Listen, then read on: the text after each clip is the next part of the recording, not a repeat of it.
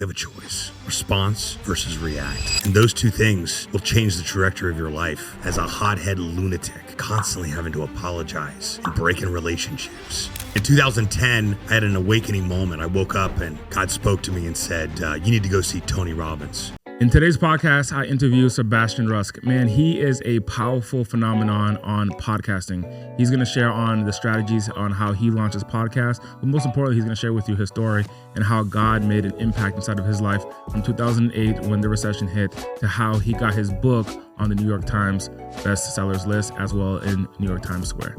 So without further ado, let's get started and let's introduce Sebastian Rusk. Dude, this is amazing. I'm glad to be on this episode with you, my friend. Why don't you share us a little bit about you and a little bit about what you do at Podcast Launch?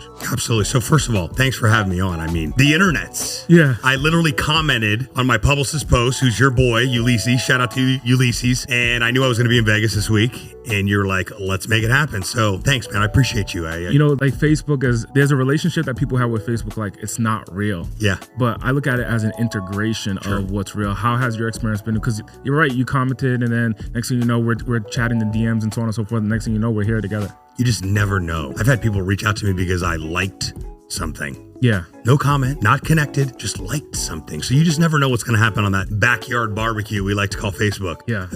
So I'm in the first 10 episodes of the Audate show. Let's go. And you know, you have a great experience with launching podcasts, but also guiding other people.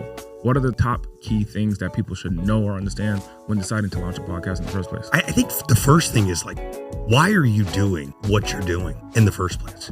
If we're just starting a podcast because everybody else is starting a podcast, let's go back to the drawing board and really rethink and get clear. Because when we get clear on our why of doing anything, a podcast, getting married, going on a trip to Europe, quitting our job, whatever it may be, when we get clear on that why, it creates momentum for us to not only do the thing, but follow through with it. It allows us to, and then sustainability starts to be created.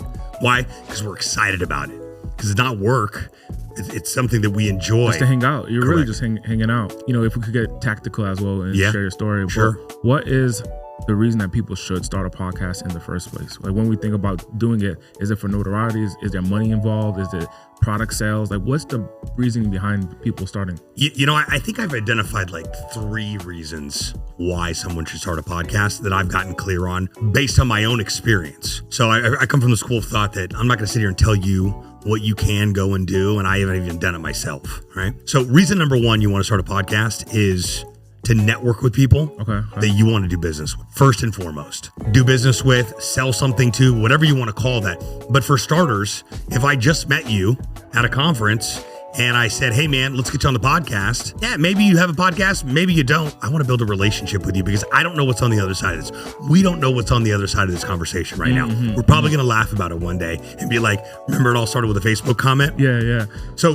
the first reason is interviewing people you want to do business with, build a relationship with. Reason number 2, to get your social media content game in check and consistent because of the podcast.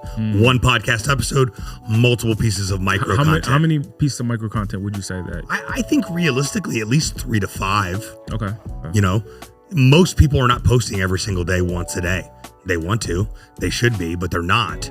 So why not do one piece of content and allow that to do the job of your social media content as well? And it makes it a lot easier. That's what we really focus on and specialize with our clients, is not just helping you launch a podcast, but also producing it ongoing on a monthly basis and making sure that not only are episodes going out, but you've got the micro content to post on social media. Now, in addition to that, that micro content becomes your content catalog.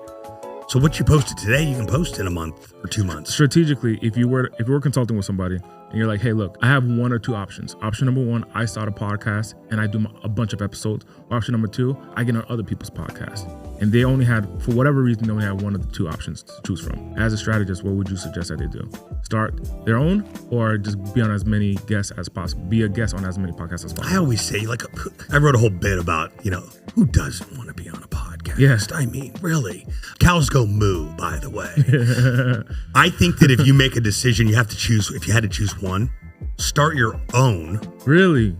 Get the credibility, learn how to talk. Yeah. Most people don't know how to talk. They think they do, but it's a bunch of ums, ums, and sort of like and kind of like and and like, yeah. So start your own, number one, for obvious reasons that I just mentioned, to network with people, build a relationship. And then that third reason of starting a podcast is to improve your communication skills. So if you've only got an option to choose starting a podcast or guesting on them, start it so you can get all three benefits. Because if you guest, maybe you could grow your business and relationships from there. But if you have your own, you're increasing your credibility as a podcaster. If you have a podcast, I'm more inclined to get you on my show versus just some ego-struck individual that thinks that they should be on a podcast. You live in Miami? Yeah. Living in Miami, what is the vibe compared to the rest of the United States? Today we're in Las Vegas. The vibe in Miami, how has it influenced you in your entrepreneurship journey? I've tried to stay away from the new Miami because I'm a true Miami guy. So I grew up there. There's a different vibe when I go to Miami compared to LA and spending time on the West Coast. Yeah, it's questionable. It's the OnlyFans capital of the world. Someone told me. It's the only what? OnlyFans. OnlyFans. Okay, got it. Yeah, because you're like, nobody works. Like, no, they don't need to. They work from home. I go, okay. Work. I try to stay in my own bubble. I'm on the road a lot. So I enjoy Miami for what it is. I grew up there. Lots of friends, my network. It's my home base. What Miami has to offer in the Florida Keys and the beaches and stuff like that. I'm not your, let's go to Club Live. Okay. Let's go Rage. Let's go to Ultra. But have you? No. You never gone? No. I got all of that out of my system like in high school, literally on in Miami high Beach. School. Okay, yeah. okay. I mean, we so ran amok. You were young out on these streets. Yeah. Okay. So by the time I was 18, had a kid at 20. So by the time I was 18, I never wanted to see another nightclub again. Got it. We threw them like back in the 90s, like we ran South Beach in high school, you know? And some guys went on to in fact, we just launched a show for a good buddy of mine that went on to stay in the hospitality world and nightlife world. I was part owner in Space for some time and sold his ownership, and now is a huge hospitality mogul and runs some of the best party and restaurant venues in Miami. And I ran into him and he's like, hey, I'm launching a podcast. I need you. So it was like full circle from like back in the day of passing out flyers and underage drinking to, you know, and being completely done with the nightlife situation. What was your first deal? Your first business? My first business was in Southern California. I lived in Orange County. I helped people, mortgage brokers and real estate companies with finding people that wanted to refinance. Okay. So I would do direct marketing, direct mail, telemarketing, drive calls into a call center, screen the call out, and then live transfer that call over to the client. It cost me $35 to develop the call. We sold them for $75 a pop, and we were selling $500, $1,000 a week. And how do you go from that to podcast launching? Well, that's the lead business it's not the most like, look what I'm doing, mom. Yeah. I sell leads. And here's the thing. I was young too. I was a young dad. I had a kid at 20. Raised her on my own. The mom really wasn't in the picture. I was in Southern California making way too much money. And I had the whole, you can't tell me nothing mentality. Yeah. And the good Lord humbled me in 2008 when the market crashed. Because of the industry that you were in. Correct. So one day, the banks just stopped lending. And when the banks stopped lending, there was no way to buy houses because the banks weren't lending. And guess where my customers were? The banks that were lending, those are mortgage brokers and realtors. So I found myself in Newport Beach with a huge nut on a monthly basis and no income coming in. And a very humbling experience, and literally lost it all. Watched the cars get repoed, watched it all go bye-bye. And friends in low places, went back to Miami in March of 2008. Had a buddy I grew up with, we used to throw clubs with. He said, what do you want to do? I said, I don't know, I just need to get home. I come back and figure it out. So he gave me the keys to his rental property in Brickell, and it was empty, and a check for $5,000. Said, just get back here, let's figure it out. So you went from Florida to Cali, and then back to Florida throughout the recession. Yeah. So I did. So 2008, 2010, I really didn't do much. I was a non-contributing member of society. Okay. Kind of in victim But you mode. had skill though. I did. You had skill. I did. And I had this victim mentality though, because I didn't grow up with a lot. I grew up with enough. But I didn't grow up with above and beyond. And I had a good taste of money when I became a teenager. And I'm like, I want that. Yeah. And when I started to get that and then I lost it all and I realized that my ego was the reason for it and poor planning was the reason for that, I had to do things differently. And in 2010, I had an awakening moment. I woke up and God spoke to me and said, you need to go see Tony Robbins. Unleash the power within. I was like, yeah, let's go see Tony Robbins. Were you raised a believer? Yeah, Okay. absolutely. So So I'm a recovered Southern Baptist. so not religion, but the relationship with God has been part of your life for a majority of your life, is what I'm hearing. Yeah, I've seen too much to not know that for me, it's Jesus. Yeah. For others, it may be different, but the relationship that I have that affords me that, the grace that's extended through that is undeniable. Yeah. And in 2010, he showed up radically on my behalf. And the story really started there, where I was like, I need to go see Tony Robbins. So I called a friend that was working for Tony at the time. It's in San Diego. She gives me all the details. She's like, it's gonna be in Long Beach in July. It's $650. Here's the hotel details. And I got like $8 to my name. So I hang up the phone. She calls back an hour later. She's like, oh my God, I forgot to tell you. My best friend lives on Miami Beach, and she's part of Tony's core team of 6. Mm-hmm. She travels with him.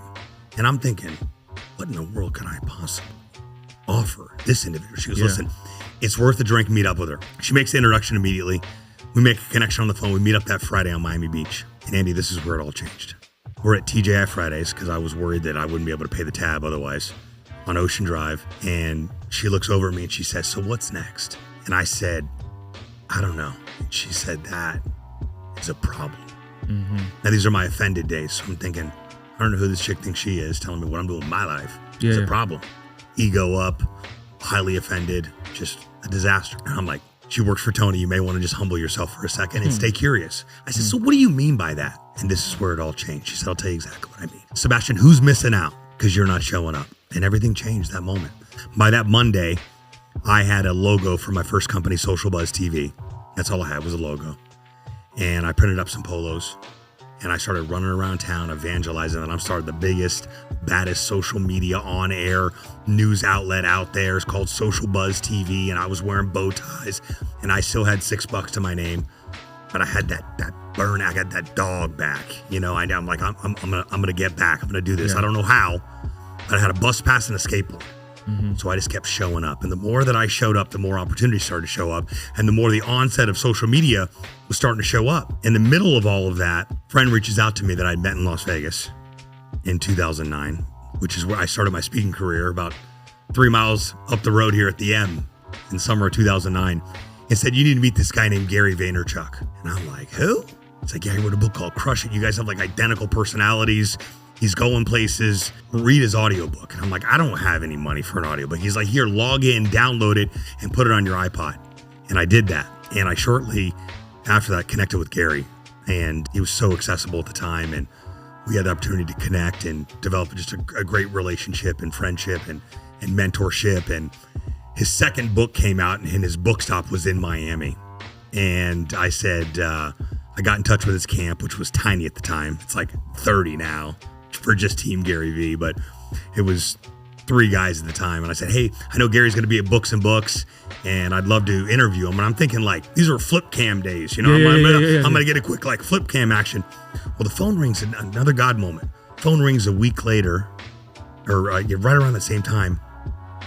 And it was a film production company, video production. They said, hey, we've seen your work and we'd love to work with you. And I'm like, my work? And I'm like, yeah. For Social Buzz? Yeah. I'm like, yeah, my work. Now, it's 2010. I'm wearing bow ties. I'm on Facebook. I got a likable person. I understand how you can kind of see my stuff and be interested. And they said, we'd love to work with you. I said, great. What are you guys doing Tuesday night? And they go, we're open. I said, great, meet me at Books and Books in Coral Gables. They go, for a book signing for a guy named Gary Vaynerchuk. You don't know who he is, but you will. And they said, oh, this is perfect. We just did Russell Simmons' book signing there last month. And I was like, come on. As Matthew McConaughey would say, green light. Yeah. Another God moment. And Gary just walked up the street like nothing, and we hit it off. And I'm thinking, like, we're going to get an interview. No. Like, film crew, like this whole deal. Lights, camera, action, and spent like an hour. We kept everybody waiting for the book signing. And I got the opportunity to. Were you to doing it with Gary? Were you essentially like interviewing him? Yeah. Just like this. Him and I and a glass of wine for him. Yeah. And we spent about an hour and a half. Kept everybody waiting. But I was able to thank him and say, hey man, I read Crush It, and this is like a full circle moment for me. And he's like, well, you're one of the few that have gone and like executed on the blueprint. And then his second book, Thank You Economy, which is what he was there for. And then just year after year, as I continued to develop my craft as a speaker, I started to MC events. So if I didn't get booked to speak, I'd be like, hey, I'll MC your live event. And we would run into each other everywhere but Miami. And he would always be headed to Miami. It'd be Philly or New York, and I'm emceeing the event, and he's the keynote. Yeah. So it was just wild how those things happened. And he hosted an event in 2018 in Miami at Dolphin Stadium. He hates the Dolphins, but was partnered with Steve Ross, who owns the Dolphins, and through an event called Agent 2021. And it was a prediction for what was going to happen in 2021 with everybody in the agent world, mortgage agents, real estate agents, insurance agents, etc. And I'd reached out to him, and his team welcomed me in, and we got a chance to spend the day together. And his mom was there, and met his family. And in fact, that was the last time I saw him. That was 8 years ago. I mean, he is a worldwide phenomenon now. But that whole, as I close in on this Gary rant here, but he was such an instrumental part of my journey and where I'm at. Hey, don't mean to interrupt. I hope you're loving the podcast with Sebastian so far. However, I just want to share with you a little bit about our Progretta Power Affiliate. If you are interested in creating monthly recurring revenue and selling software to create monthly recurring revenue, where one customer can bring you an extra $120 in monthly recurring revenue, you add that over the course of 10, 15, 20 customers, your monthly recurring revenue continues to grow. If that's interesting to you, check out progretta.com/blueprint, where I give you the 5 steps and the 5-step system to create $5,000 a month in recurring revenue. So that's progretta.com/blueprint, or the link is in the description down below. Without further ado, let's get back to the podcast. To go from where you were at during the recession in 2008, 2009, 2010, to go from where you're at, like you mentioned $8 in your bank account, and a buddy of yours giving you an opportunity, and then your book was featured in New York Times Square. Is that right? Yeah, that was the second one. So right around the time of Gary, right after that, I wrote Social Media Sucks If You Don't Know What You're Doing. And I met them at the National Speakers Association. They were a sponsor. Shout out to Advantage Media, Forbes Advantage Media now. And Adam Whitty, the guy that started the company, said, "Hey man, you ever thought about writing a book?" I said, "Hey man, I think about it every day. But I'd rather wake up in the morning, punch myself in the face, eat my pillow than write another chapter." He said, "What if you could talk your book?" I was like, "Dog, I can talk until kingdom come." Yeah. And I said, he goes, "Cool." I said, "So what's that look like?" He goes, "Well, we have a done for you, like a talk your book program. It's $25,000. And I'm trying not to drop my jaw in front of this guy. And he's 7'2", right? Tall dude. And I'm like, $25,000. I'm like, "Do you guys have a social media strategy? Because we charge $2,000 a month. That's $24,000 a year. You charge $25,000. We can probably call it a deal. How about I hop on a flight to Charleston in a couple weeks and we put a deal together?" Sure enough, they bid on it. I bartered my first book. Is that right? Yeah. So all of that was fantastic. The first year I didn't make any money of social buzz. And then Gary put me on to a lot of stuff that I needed to know. Started doing boot camps, networking events, bringing sponsorships in. And then eventually people would be like, "Hey man, can you help me with my social media?" I'm like, "Yeah." They're like, "How much?" I'm like, $500 a month. And I built the agency up to about 10, 12, 13 grand a month. But it was labor intensive. And I felt like everyone and their mother was becoming a social media company in 2014, 2015, even though it was still early on. My God, that was 10 or 11 years ago. Right. So I got to a point, Andy, where I hated what I was doing. I thought that I did. And in March of 2016, I decided it was time to find a girlfriend. So I hopped on Tinder when it was still a dating app. Don't at me. And I met a girl. We met in downtown Fort Lauderdale on March 1st, 2016. And we sat down and we hit it off immediately. She said, "I'm in this personal development program." And I'm like, let me tell you about personal development. Tony Robbins walked on fire twice. What I didn't tell her, because I was sending my representative, which is what we do on dates, our first dates, was that I didn't do anything with the work that I had done. And she got me into this program, and that was clearly her role, was to get me through those doors, and I was extremely resistant to doing so. Program? It was called Gratitude Training. So it was like a hybrid of Tony Robbins and the Landmark Forum. I've done it. Okay. So Landmark Forum, 3-day conversation. Tony, let's get fired up and let's get your head right. This was a hybrid. I was extremely resistant, but the resistance is highest. Was it in LA that you did it? No, I did it in Miami. Okay. Fort Lauderdale. Okay. So it's 2 parts, just like the Landmark Forum, just like Tony Robbins. 1 long weekend, and then 1 5-day deal. And then a third level as well? There was a third level. I only did Landmark Forum and Unleash Power Within. This had 3 levels as well. I did the weekend. The weekend was like, let's just figure out what's going on. Yeah. Okay, let's see what's going on with the story and what actually happened. And so I got through that. And then, when you're doing personal development, you're doing deep work, it's tough to build a relationship. So her and I didn't work out. She broke up with me in the middle of it, as if personal development was not hard enough. So I get through this program, and I'm so grateful for her her and for the program, even though it's not around anymore, the work is still around, which is beautiful. But after those 8 days, here's what I realized. I didn't hate what I did. I hated myself. And when you hate yourself, you hate everything around you. You hate what everybody else is doing. You're just a miserable being. So the program taught me how to love myself. In addition to that, it showed me how to be completely accountable for my life, realizing that everything that happens in my life, past, present, and future, is my fault. Has been my fault, is my fault, will always be my fault as part of personal accountability. So forgiveness, owning it, calling mom and dad and saying, I'm done blaming you. I got my power back. I love you guys. You did the best you could. Thank you. I set myself free. What's the story that you had at that moment going in and the story that you have of yourself today? My dad did this. My dad's wife did this. My parents got divorced. I'm a victim of divorce. That happened to me. I lost it all in 2000. I kept replaying that these stories over again. These victim-minded stories. Correct. And what's the story today? And I'm a powerful, lovable, authentic leader that empowers people to radically change their life and their business through the vehicle that is podcasting, through my gift. On my way over here in an Uber, the Uber driver I was talking to about this, I said, tell him a little bit of the story. He said, man, this morning I woke up, I was looking for clarity.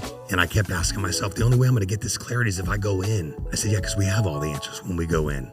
Because 9 times out of 10, he goes, yeah, but we can't go in up here. We got to go in up here. I said, yeah, we do. We have to change the narrative. What do we have to start believing to make that new thing a reality? He goes, you just confirmed everything I've been looking for all day long. You have a gift. I said, I know I do, brother. And it's my pleasure. I'm on my way to a podcast interview from a dude I haven't even met yet, which is even more exciting. But I got to meet you as well. And that happened on the way over here. Right. That guy just sat there for a minute after he dropped me off in the parking lot and was like, what just happened? I said, that just happened. I'm just going where I'm led. I'm just taking my gift and making sure that it can be spread in every single possible area as possible. Otherwise, I'm a fraud to myself and to my calling. What's different with how you handle situations back then versus today? Because I'm going to assume that there are some listeners that are still in the mindset that you were back then, that they haven't even recovered from 2020, let alone 2008. And they can relate with the version of you in 2008, but there's such a big gap with them seeing themselves as a powerful, authentic, loving leader that you are. There's such a big gap. How do you handle situations today when shit arises? You know, lately I've been telling myself, Sebastian, you get to choose right now. I don't care if somebody cut me off in traffic. I don't care if a deal didn't go the way I wanted it to.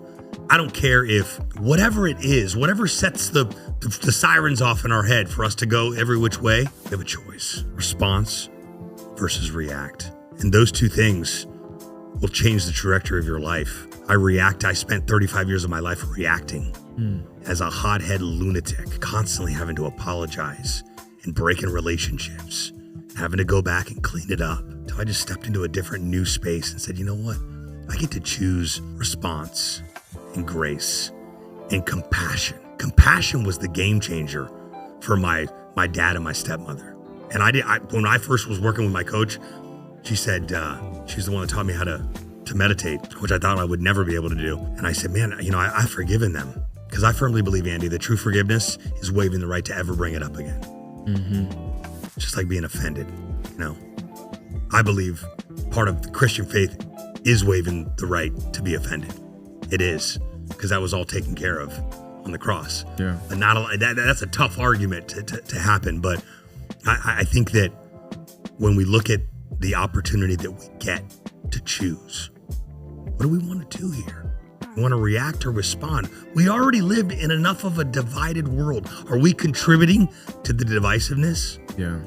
We trying to break that up a little bit, From repoed cars to Times Square, man, what does the future look like for you? What are you creating as we wrap up? I want what God wants. And that's what I continue to tell. Your openness, first and foremost, to just be a steward, just to connect with the right people, or no matter where you're at, if you're on the East Coast and you're in Brickell, or if you're in the West Coast and you're in Orange County, or if you're coming to Las Vegas, just to keep dropping your seeds of even down to an Uber person, the Uber driver, and keep just being a vessel. I see that in you. What are you creating now moving forward? I've now been able to take the blueprint that I've created for my own life, and now it's part of the work that I do. I had a client call me a couple of years ago and say, Sebastian, what you do has very little to do with podcasting. Yeah. And everything to do with life. So Andy, today I get to see people, yeah, sure, they call me. And I work with 7 and 9 figure entrepreneurs, business owners, busy people, want to start a podcast, don't have time to do it. But that doesn't separate them from having that story. It doesn't separate them from having that inner critic. It doesn't stop them from having that limited belief system that where somewhere along the line, someone told you couldn't do something and you believed them. Mm-hmm. So I get through the work that I get to do, podcasting's the vehicle, but through the work I get to do, I get to help them break that up. And I never know what that looks like, but I want to continue to do that at scale. Because the more I focus on the impact of helping people step into a completely different version of themselves and create a similar journey like I've had, the more money that I will make. And I don't have to worry about the money. And I haven't, air quotes, made it yet. Making it to me is more money than I'll ever be able to spend. I've become a multi-millionaire. I'm heavily vested, and I already live a pretty great life, and the agency does multiple 6 figures. I'm grateful. We are so far from where we were, but we got a lot of work to do. Yeah. And I still feel like I'm just getting started. This is year 15 for me. It's year 9 for being in with podcasting. I've tried to position myself as the go-to for I want to start a podcast. Sebastian's your guy. Yeah. I'm the most alive on stage. I started got over my fear of doing comedy about 4 years ago. Mm-hmm. And while I don't do a ton of stand-up, it's really trickled over into this stuff, the podcasting stuff, and then also my speaking stuff. So I look to continue to, we're in the midst of, did a big rebrand with my speaking business and with Sebastian the speaker, and looking to get into some other verticals outside the podcast stuff. Because once I'm on a stage, watch out. He's on the loose, baby. How can people learn more about you and what you're creating? Follow me on Instagram @podcastsuck. 2 S's on there. I hang out on LinkedIn and Facebook as well. Track me down. I answer everybody. It's my privilege to be able to do that. So I don't have people reaching out on my behalf. It's actually me, and I'll schedule a time to chat with you and see what we get a chance to create. Sebastian, thank you so much for being on the Audate show, brother, and much power to you, my friend. Hey, it's been my pleasure. Thank you, Andy. Right on.